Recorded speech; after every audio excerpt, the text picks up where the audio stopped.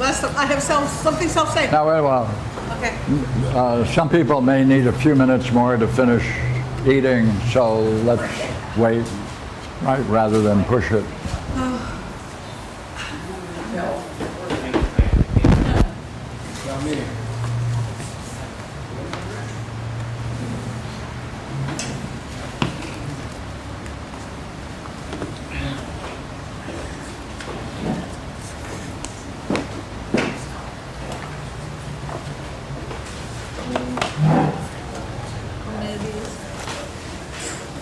Parmenides. Who's Parmenides? What Parmenides? It's the in crowd. The esoteric people know his real name is Parmenides. All right. Parmenides. Parmenides.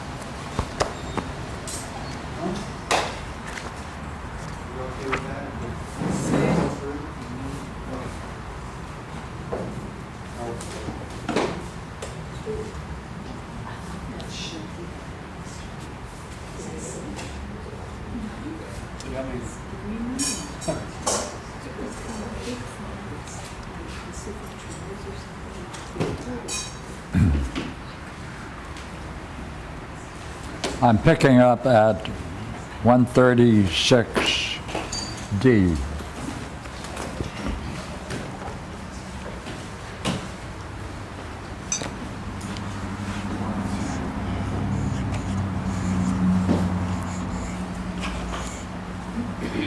Or E8.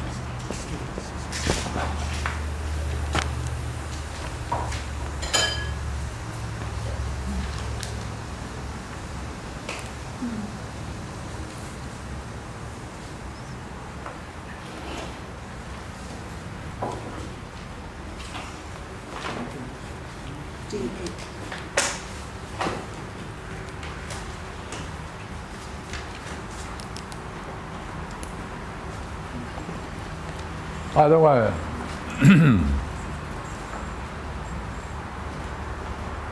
if Socrates happens to be around a group of people,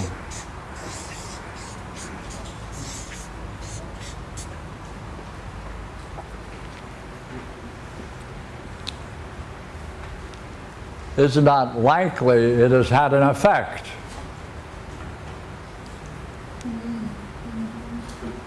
Right?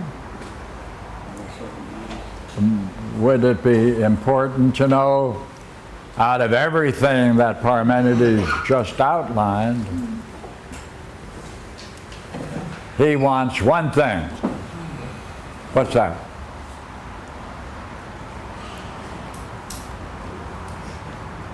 Who wants one thing? Yeah. Dear old Socrates, you know, that gentleman with a strange background. Why don't you unfold it in detail for us? He wants to be able to understand more. You're leaving out something important. No, you speak, O Parmenides, of an extraordinary undertaking, and I do not quite understand. But why don't you unfold in detail a certain hypothesis for me yourself, in order that I may be more able to understand? Now, what do you draw as that important in that? Well, you gave this nice analysis, Parmenides, but it's not increasing my understanding as well as I would like. Is Socrates interested now in you, Parmenides? What is your Yes. own self's hypothesis? No. Ah. Hey, Base. let me hear what your basic idea is. Right, your own self. So he's picking right in the language of self. Right, I want to know about yourself and what hypothesis you have.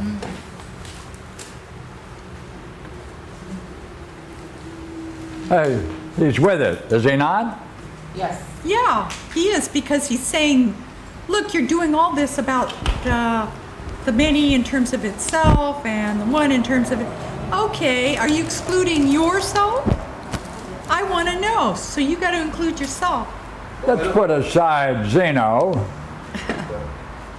Yep, You can't find that in the text. You know? I know, but that I thought was his reaction by what his question. But Pierre, it's Parmenides that suggests that he starts from his own hypothesis, Yeah. not Socrates. Well, he does say, What's the point? Well, Socrates, he says it right here. Why do you not yourself frame an hypothesis? It's clear in the Greek too. Why don't you hypothesize T, something? I mean, there's no specificity there. There why isn't. don't you yourself unfold the hypothesis? And also, when you're doing it, don't miss out on any detail. Oh, like alto. Right? I mean, I want it. Right? I want it complete. In detail. In detail. In detail. Right? I want it. So he's on top of it. Yeah.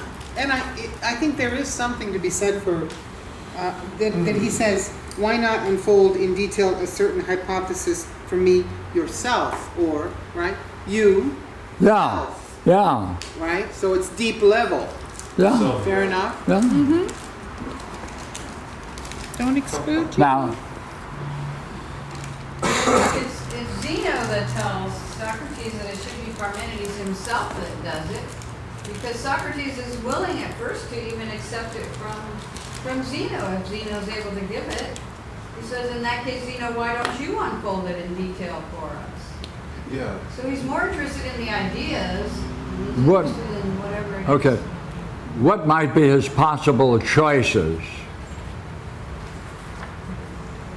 Well, Parmenides. Interesting. Yeah. well, he says a certain hypothesis.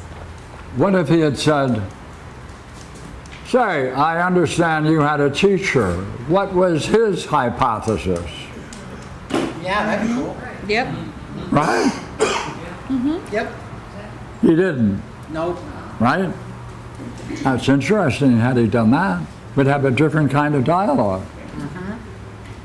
Okay, look. Parmenides says, Well, he's polite. ah, come on. You want me to do all that work?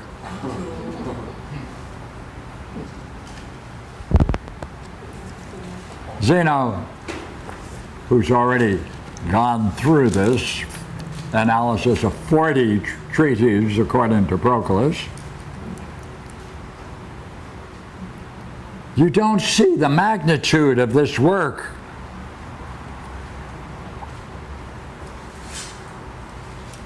But it's only because Parmenides might consider doing it because he's in the presence of a certain interesting group of people. Oh. And he just heard one, didn't he?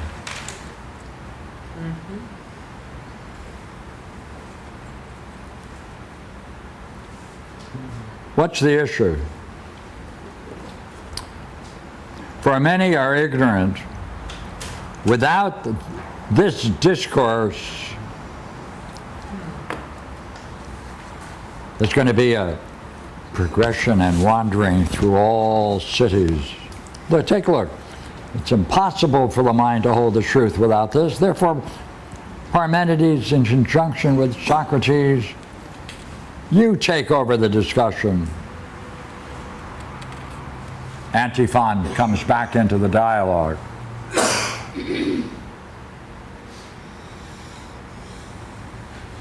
Okay? Antiphon? Then when Zeno asked this, Pythagoras said that he also, and Aristotle, and the others, asked Parmenides to demonstrate that which he spoke of, and not do otherwise. So now they're Going to get a demonstration? all agree, Yeah. right? They're all agreeing. Yeah. Hanging up on Parmenides. So good old Parmenides comes back. And says, Ingvar, page 20, it is necessary to comply. 137A. Right, he's going to be trembling with fear, much like the horse in that beautiful quote. Oedipus, yeah, that Juan gave us. It is necessary to comply with your requests, and yet I appear to myself to sympathize with the fate of the horse of Ibycus, which being a racehorse, and being advanced in years, when being about to contend in the chariot races, and by knowing the experience, trembled with fear at the forthcoming event. And to whom Ibycus, comparing himself, said, thus also, I that am so old am involuntarily compelled to return to the object of my love. Say, isn't it clever of the way Parmenides selects the person he's going to dialogue with? I don't know. Definitely specific. It's definitely specific, right? That he wants someone who, doesn't he says, will it be the youngest? For the labor will be very much less should he answer what he thinks. And his answer at the same time will afford me a time for resting from that arduous investigation. Now, what if we look in the dialogue for this gentleman, Aristoteles, and collect everything about him that's said in the dialogue I don't see it. and ask, did Parmenides have an experience with Aristoteles before this? Yeah, he'd already gone out. How was it judged? Did he see the kind of mind he must have had Yes. since he dialogued with Socrates Yes. and thought there must be something divine going on in that kind of reflection? Yes. So he said, I'll go for the youngest. Socrates, I'm too old for you. So he pulls him in, right? Okay, look. I wanted to share this seminar with you guys because so many very fine people have been doing some very profound work and been coming together, and we can all, if we have any trouble with it, who can we blame? Barbara and David. Right. And Jeff. And Jeff. No. Say on. Right. So I'd like to offer a toast or a recognition and say it's their work, then brought together and understood by David and Barbara and Gina. Come on. And all of you, And Pierre. because you're introduced to this crazy game Yeah. through the efforts of many years of reflection, and it's a wonderful thing to have done. I like what And Barbara we're said. still going. I like what Barbara just said. So, thanks. Thank you. What do you mean, thanks? So last reflections about the strange seminar we've been in and the reflection We had on other it. things. Hold it. Is that your little dog out here? Did he get hot? Wandering out like a place. You're gonna have to keep it. That's that wild dog, vicious. He now owns the parking lot. See what He you now owns the parking. go with a woman who has a wild dog, you gotta have all kinds of crises. Cross aisle line. So now it's time for you to tell her watch. What has it done to you to go through this kind of reflection? That's Parmenidean, see? I remember it was 50 years ago right now that I met this guy. Walked up this driveway, and tall with slacks and a sports shirt, clean shaven, a pair of glasses on. Everybody said, "Oh wow," you know, and then he says, "How's your world?" And then I was inside, and before I know it, I was having this great dialogue about love. Yeah. And we had a great time. It was really wonderful. So thank you very much. As a matter of fact, you were present at that dialogue that we had at Golden West College on the Parmenides, where Bill Ugalis was present, right? A small group of people were present at that first seminar on Parmenides. Parmenides. And See? Bill and Rhonda hosted Yes, 4-day right. seminar on That's right. Parmenides. So we've been fooling around with this for quite a while, so I thought it would be fun to pull it from the beginning to the end and tell us where we've been. Good. So thank you, guys. Still looking for some time for resting from that arduous. That's where I'm at. Barbara. I thought we were going to look at whether the dialectic method as described by Parmenides applied or did not apply to his own hypothesis, Yes. right? Yes. I would like to see that. Right? Glad somebody said that. I thought maybe I'm the only one here. Yes. Would you agree? There's a big difference as we now move into Parmenides' hypothesis. Well, And, come on, and it turns out to be the opposite of the one, the many. okay, fair enough. So he's covering both. So he's covering both, meaning, I am not following. So he's covering, you mean, the method as described starts with the many, it says. But his hypothesis starts with the one, if the one is, right, however you parse that out. So are you saying, therefore, he's covering both? Is that your therefore? Absolutely right. Now, let's admit there is one problem. Okay. Alright, What is okay. it? I'm going to be the first to admit it after you. That makes me be sad.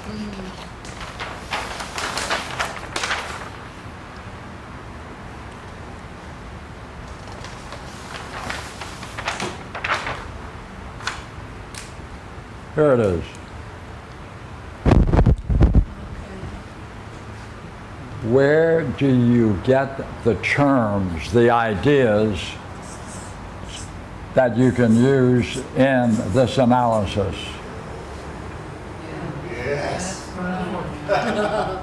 See? And if you don't know where to get the ideas that fit the subject of the hypothesis, it's very difficult to understand the dialectic. So, what I think is most vital is go back into Proclus's work on Plato's Parmenides. Why? Because he gives examples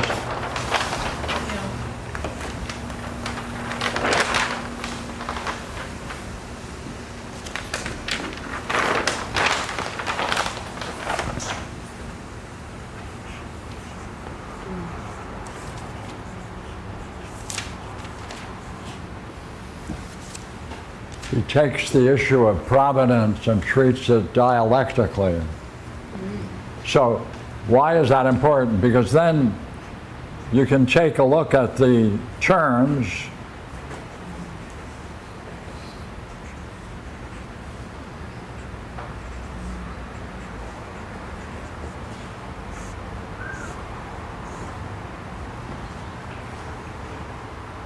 And then, look here, there's going to be a set of terms. These terms come out of the philosophy of Platonic thought. It's going to be, hey, providence is a form, or it must have the nature of the good. Oh, it has astonishing ability, providence, what it's able to do with the entire universe. And you know what? It not only has effective capability, but it's absolutely precise in what it distributes. Where do those ideas come from? In the works of the Platonic literature, all of those ideas that are used, from those he pulls out the key terms.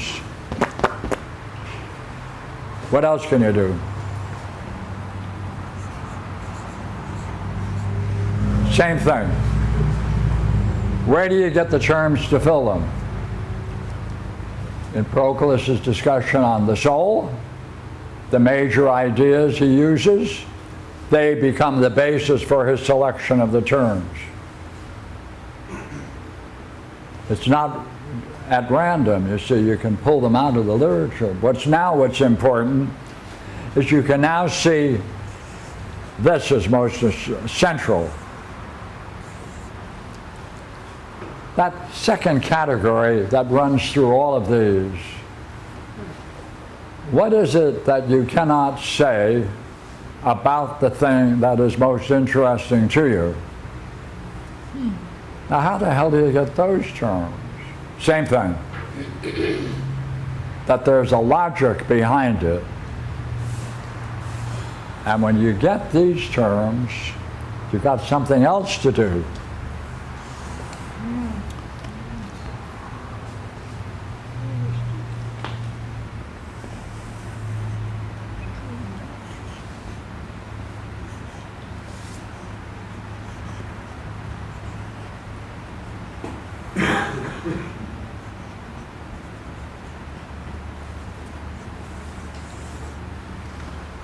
But if the idea you're talking about doesn't exist, why is that so important? You have to collect the terms that would fit in this category, in a similar way of finding them, but they have to be of such a nature that when you fill out these terms, you can see that if it is true that that idea does not exist, things would be so terrible, impossible, that therefore the 12 must in fact exist. That's not a negative, though it is negative. What is it? You must do the negative side in such a way that you can be able to demonstrate that given the conditions described in the negative, it shows the necessity to assume the positive. Oh, hey, this one.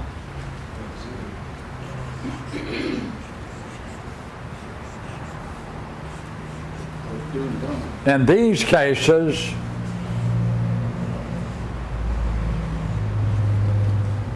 how does it relate to the good or the subject of your hypothesis?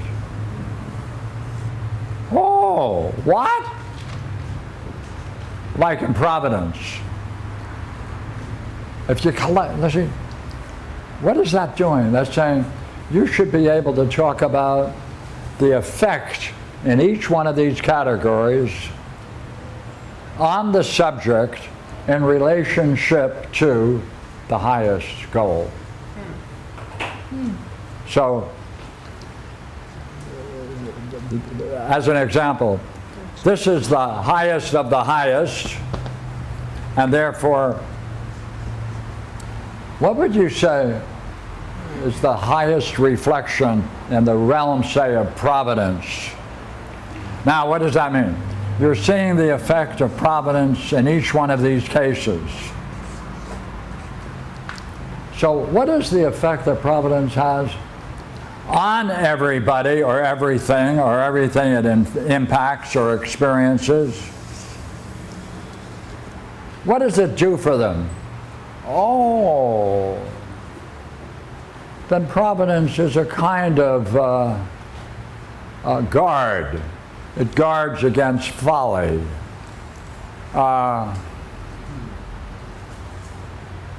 It offers a defense against the irrational. See, you now pull together the highest of these three, right? 3, 6, 9, 12. So that then you can see the kind of conclusion that must follow from accepting 3, 6, 9. It all fits. So therefore, for us to proceed in this game, we have, thank goodness, we have Proclus,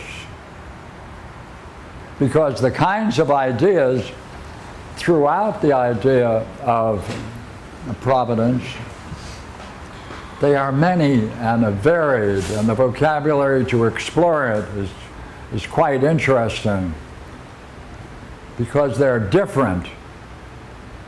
But now wait a minute. We're going to see, and we do see in Proclus, in the Parmenides, these terms in Parmenides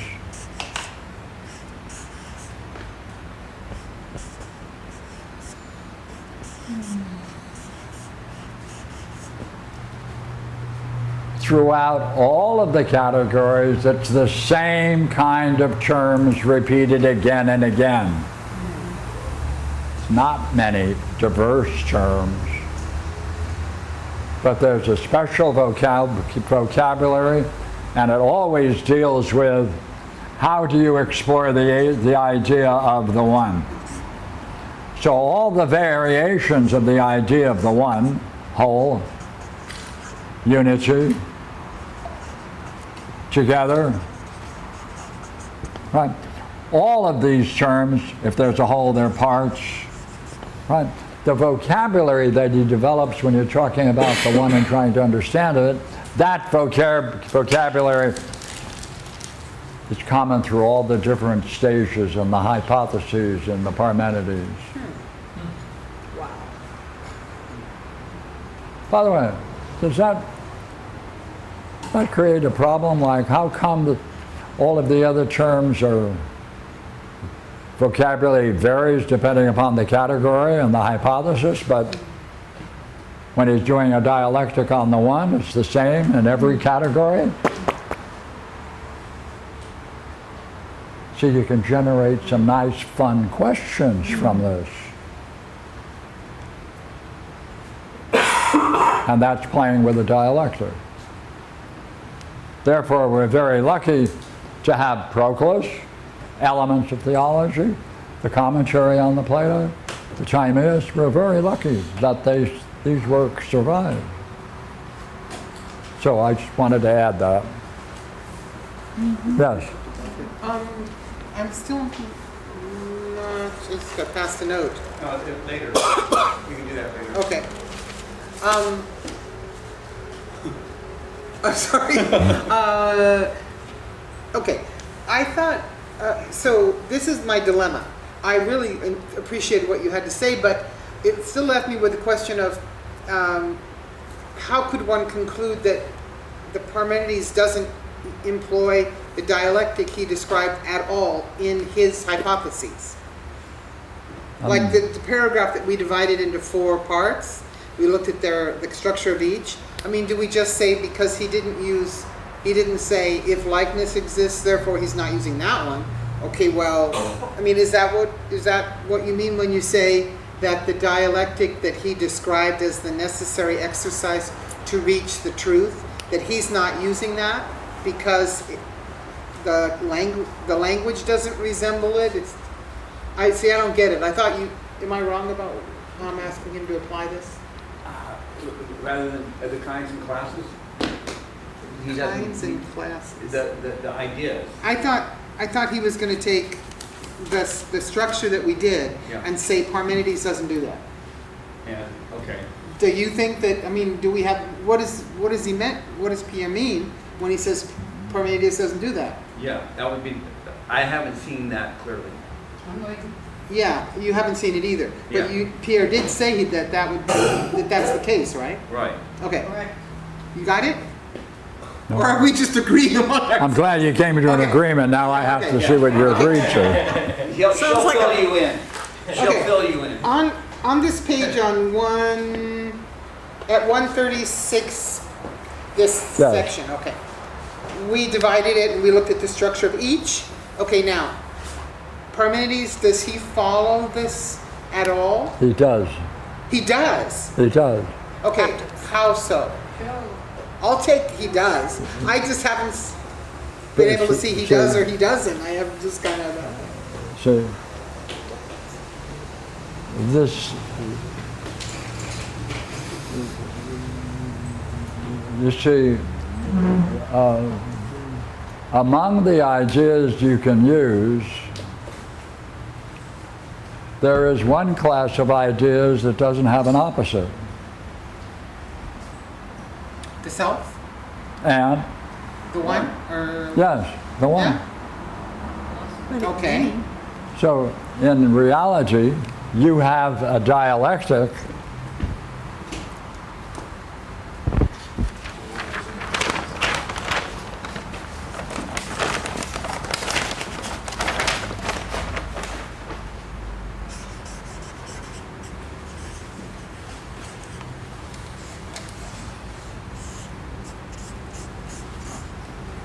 that's going to show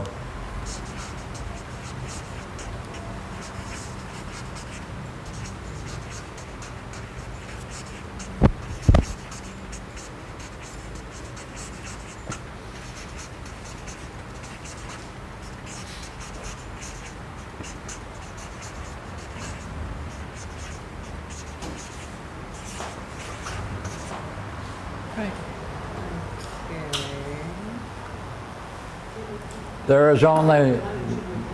there is in, watch, two steps. Okay. There is only one category that defines the nature of the one, but it's empty. Since you can't say anything about it. So he doesn't have a hypothesis. Oh, wow. That follows. In the strict sense. True. In the strictest logical sense. And if you don't think that can follow, now he has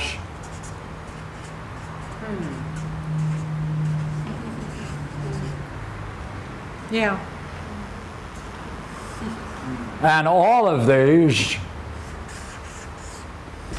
cannot be said.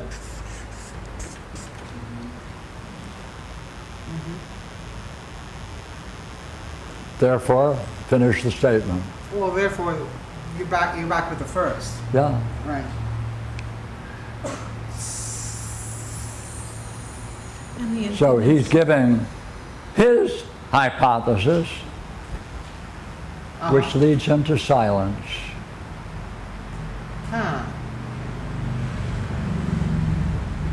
strange silence with all those words. Right? Yeah. That leads him to silence. You can't say anything about it. Matter of fact, you can't even say that you can't say anything about it. It's worse than that. So, in the choices of demonstrating the dialectic, curiously enough, he goes to one that is not a hypothesis, but demonstrates that you can then explain it in all of the ways in which any hypothesis is described. What you end up saying, then none of the categories of the dialectic applies to this. goes beyond, right, it goes beyond all categories. Okay. So does 2, 3, 4, 5, does it follow this method in any way? It seems like it. You have if it exists and if it doesn't exist. No.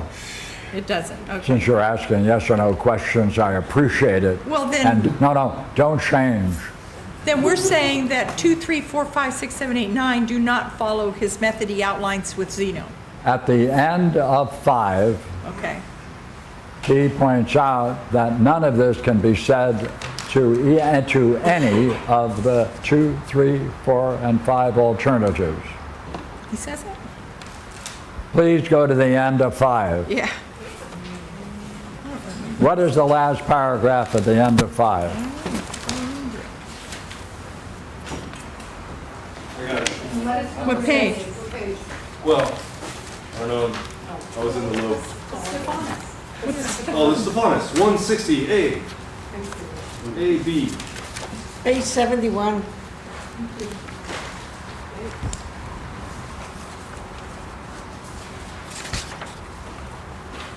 No, that's the 5th. It's the end of the 5th. The end of Isn't the that what he fifth. said, the end of the 5th? The end of the fifth. It's the end of the 5th. Which would be maybe the fake. The fifth. Got it? 168 was written. Oh, I'm sorry, I'm still working on something else. It would be 74. 160B. Okay, loud. 160B, page 74. The end of the sixth or the fifth? 5th. I think Regina has a different page number. Yeah, we are. We are. Everybody else is on page 71. That's true. Oh, okay. 71, yes, that's right. Or 160B. Shall we get a reading? There you go. Accordingly then, they are neither themselves the same, nor others, different, nor in motion, nor standing still, nor generated, nor dissolved, nor are greater, nor less, nor equal, nor do they undergo anything else of this kind. For if they could sustain undergoing any such experience, then they would also participate of 1 and 2 and 3, and of even and odd, all of which have indeed been shown to be impossible for them to participate by being entirely deprived of the one. What's your conclusion? Shall we then see whether... Come on. There's one more line. But that's in terms of, surely then, Could you do it loud? surely then, in this way, if one is, then the one is all, and also nothing at all, and so also in relation to itself and in relation to others. This is entirely so. How does he conclude then? About 2, 3, 4, and 5?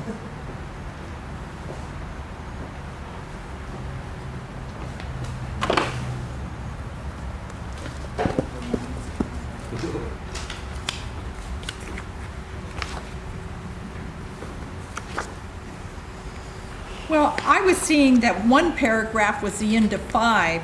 The last one is pulling it all together. Yeah, and? Surely then this way, if one is, then the one is all, and also nothing at all. And so also in relation to itself and in the relation to others. Is he bringing together all of those At prior that point, propositions? it looks like it at that point. Yeah, I'd say so. And what does he think about his conclusion? He doesn't know where he is. I don't know. I'm going, it's all and it's not. Well, that would be how it would follow. It would have to be that it is all or it is not. Should we not consider, now that we've done that, what would follow if the one is not? Therefore, we not have to know what do you make of the conclusion at 5.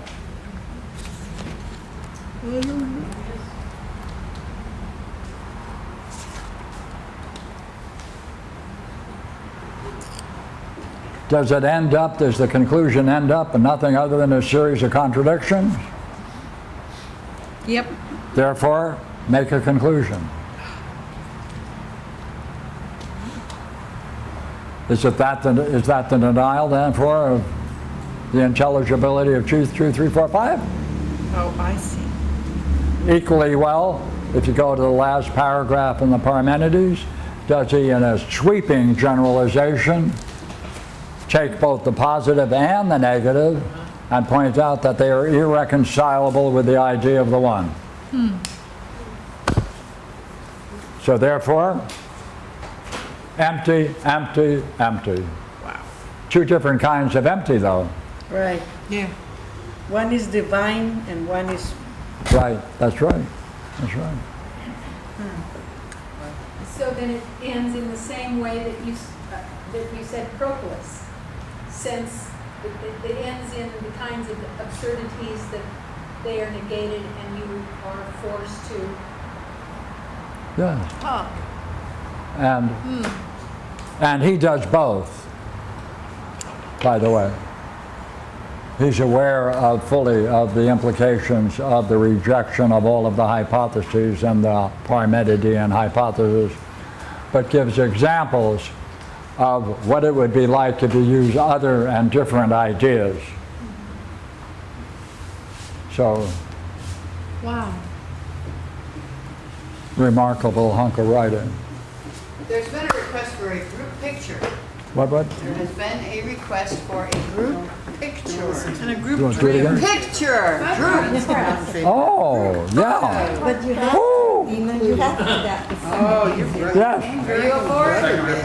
I'm sure I can be. Given these two conclusions. Should I so desire? Yeah, well, he says it's both. I'm really not feeling very well. I So- probably stick Does around. that mean depending on where you stand? If it's okay with you guys, I'll now do a dream. Oh, great idea. And Belinda has one and brought it along. Cool. And we'll have a few minutes of a break and then we'll do it. All right, good. Cool. We're not done with the Do we have Parmenides a by group any picture means. now? Do it again. We're not done.